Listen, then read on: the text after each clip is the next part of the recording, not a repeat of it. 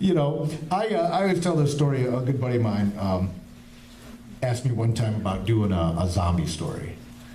And I said, you know, because he emailed me and he's like, Dirk, I really want to draw a zombie story. I'm like, right on, man. I said, you know, that's cool. I said, but I really don't want to write a zombie story because there's this book out called The Walking Dead, and it's kind of a big deal. And it sucks because the zombie story, I had a short zombie story I wanted to do. I said, but it's about a cop in the zombie apocalypse. Wah, wah, wah. But I don't think I can tell it without people thinking I'm ripping off The Walking Dead, even though this story came out before I had this story in my head since before The Walking Dead. And I said, I could just never find someone to draw it because there's a lot of zombies in it, and artists don't, you know, I can't afford to pay someone enough to draw hordes and hordes of zombies all the time. That's a lot of work, more money. And he goes, what's the story? I know the guy, I work with him a lot, and I told him. And he said, dude, I'm not going to work with you again until you write me that gosh darn zombie script. I want to draw that story. I'm like, dude, The Walking Dead, I don't. He goes, I'm not working with you again until you write that story. It's great, it needs to be done. And I know the guy, and I'm like, okay. Page 1, a cop car skidding through a horde of zombies. And the zombies are getting run over. There's like 10,000 zombies, and limbs are flying everywhere. And page 2, 10,000 more zombies. Zombies falling out of trees, like they're in like the church, they're hanging off the rafters, they're in the monkey bars, zombies falling out of airplanes, everything. And I'm just, now it's a slight exaggeration, but I'm like, all right, man. Have fun. You know, just messing with him, busting his chops. 2 days later, I got the first page.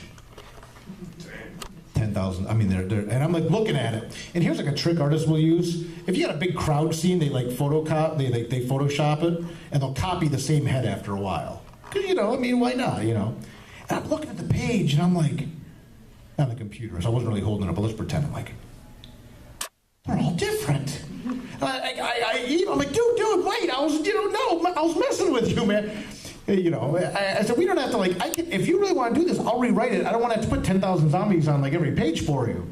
He's like, no, man, I wanted to draw. He goes, it was so cathartic just to sit there and draw little zombie heads all over the place. I'm like, well, you're sick, but we're friends, so, you know, birds of a feather, right? And he goes, yeah. I go, cathartic? What do you mean? He goes, I just thought of you every time. That's why we're friends. But you want to think about what you're going to ask an artist to draw, especially repeatedly for several panels. You got to find ways to kind of cheat. You know, if you're going to have like the alien armada comes in and, you know, fights the space pirates. Cool, do that for a page. Do that big shot, the big money shot. But then get back to stuff that's reasonable again. The ninth thing, keep in mind, don't treat the artist you're working with like an art robot or an art machine. I said a minute ago regarding deadlines, if you want to write comics, you are an aspiring professional. Artists are aspiring professionals too. They want to get paid to do this for a living, just like you would like to get paid to write for a living or make comics for a living. Artists were not put on this earth to make your stories come to life. Who loves your story the most? You do. Okay? You gotta be cool about that stuff. Like I said before, making a comic is like dating, and any relationship involves some compromise. You want to work together. And don't get me wrong, it's intoxicating. When you first see a story you've written start being illustrated, it's like the best moment of my life. And I tell my wife that all the time. Like, this is the best moment of my life. She's like, really? I said, at least I'm honest. But it's amazing to see pages come rolling in. But you got to keep in mind, the reason the artist is working with you is they think it's going to help their career. And again, we all, I think, have that dream of like, we're going to draw this group comic together. How you doing? I'm going to write a group comic and you're going to draw it. and we're going to work together forever. And we're going to get hired by Marvel. They're going to make a movie. It's going to be amazing. Maybe. But here's the 10th and last thing I tell people to keep in mind. Good artists will be made other offers. If you start working with someone that's really good, Marvel and DC, for example, will notice and they will swoop them up. I don't like to use that term, but it's fair. What they will do is they will offer the artist you're working with Marvel or DC money. Who owns Marvel? Disney. Disney has more money than God.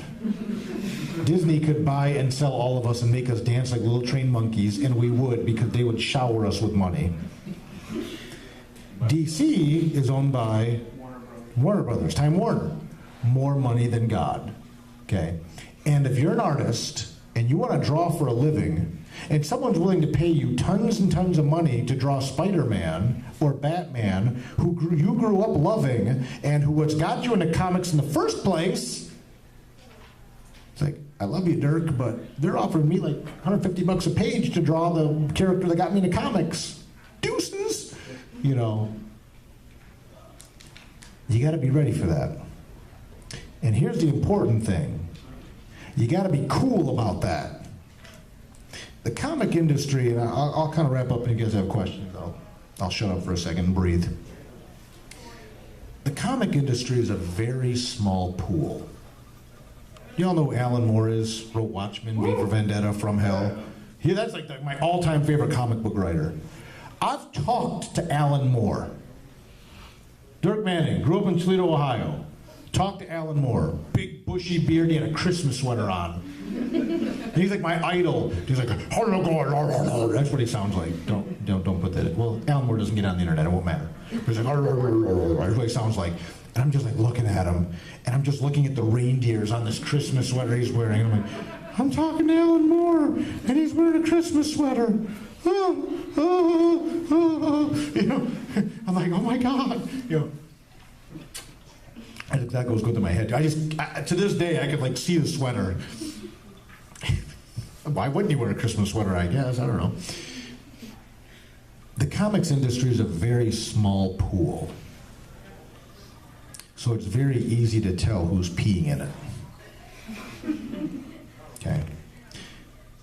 This is one of the only entertainment mediums left where if you like someone's work, you can pay $5-10, go to a bigger show like in Chicago or something, $20-30, and you can go in there and you can pay to meet the people that make your favorite books or your new favorite books. Yeah. Thank you. Thanks, Dad. What are you doing? If you really like Metallica still for some reason, which I don't know why you would, but whatever, each your own. I mean, that's like $250 or whatever, minimum, to go shake their hand. You really like Angelina Jolie's movies? Go try to walk up to her and see what happens. Don't do that.